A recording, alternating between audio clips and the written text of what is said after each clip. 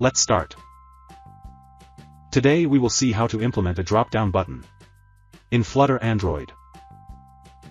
Let's see the main.dart file. First, we import the material.dart package. Then, we create the stateless widget called MyApp in the main function. This is the MyApp stateless widget. We create a material app and apply a theme in the build function. The home attribute is set to a stateful widget called myHomePage. This is the myHomePage stateful widget.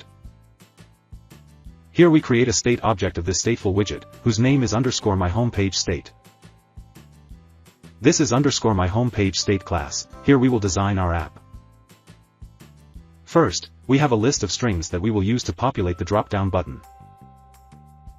The drop-down value variable defines the first value of the drop-down button. Also, whichever value the user chooses will be stored in this variable. In the build function, we have a scaffold widget upon which we will build other widgets. The app bar attribute is set to the app bar widget. We have used the title variable as the title of this app bar.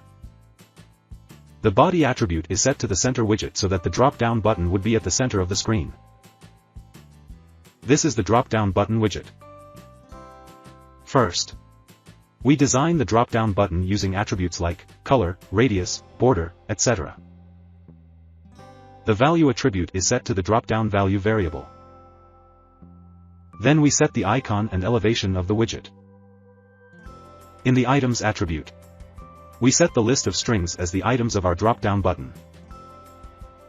When the user selects any item from the drop-down button, the onChanged function gets called, where we store that selected item's name in the drop-down value variable. Let's run the app.